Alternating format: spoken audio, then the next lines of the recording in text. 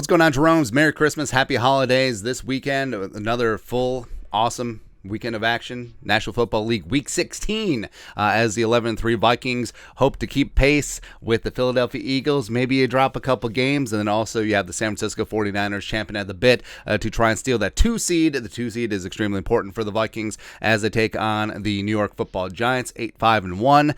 The G-Men are trying to keep their spots in the playoff places as well, so it's going to be a big-time game for the Vikings. Now, obviously, the Vikings win at home against the Giants. We'll love to see it. But rooting interest-wise, it's going to be kind of a nice cascade of games in terms of who you want to win and who you want to lose. So you have the Niners hosting the Commies, 3:05 p.m. on Saturday. So I don't know. Like I understand that Washington's got some magic to him. Taylor Heineke, our guy, maybe could get it done. Chase Young is going to be back. They have a fearsome front seven, and maybe they can actually get some heat on Brock Purdy. It's possible. Maybe they can shut down Christian McCaffrey. Maybe. And even though the Niners have this great defense, maybe Scary Terry and company can actually get a little something going, because the Niners dropping a game will give the Vikings 2 games of breathing room if and when the Vikings do win on a Saturday. So that will give the Vikings 2 full games where the Vikings have to lose out and the Niners have to win out to have the same record. Niners would have the tiebreaker on conference record, but I mean, it would be good. It would just be good to have a little bit of breathing room so the Vikings could potentially rest a couple guys who need it down the stretch. And then you got the Eagles and the Cowboys.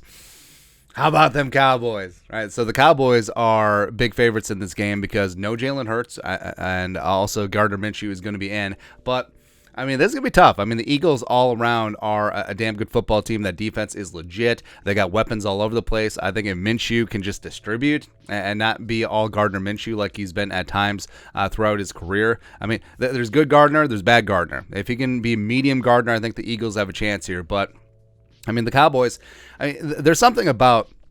There's something in the NFL, maybe in sports in general, where you come off an emotional win and then all of a sudden you're down here. But if you get embarrassed, if you get humbled, all of a sudden, you're up for the next game. That's exactly what happens, man. Because if you look at for the Vikings, they got embarrassed by the Eagles, and then they came back from 2 double-digit deficits against the Lions. They got embarrassed against the Cowboys, and then they had that great performance on Thursday night against the Patriots. And then, the Vikings lost against the Lions, and then were just down 33-0 at halftime. So maybe like 6 quarters of bad football, and then 2 quarters and overtime of great football. Maybe that's it. But it feels kind of weird to root for the Cowboys, but that's what's got to happen right now. So if the Eagles drop to 13-2, the Vikings are still alive because the Eagles have to lose out their final 3 games. The Vikings have to win out their final 3 games to be a game clear of the Eagles, because remember, the Eagles do have the head-to-head. So rooting for the Cowboys, rooting for the Commies. It's kind of weird, man, but go NFC East except for the Giants. That's what we're talking about. And, of course, Packers are at the Dolphins. Go Dolphins.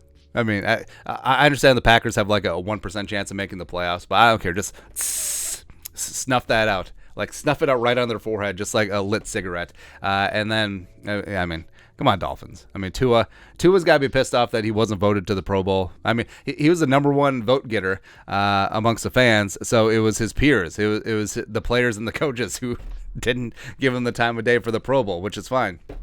But also in the AFC, I mean, you got Josh Allen, you got Joe Burrow, you got Mahomes. Like, who are you going to take out?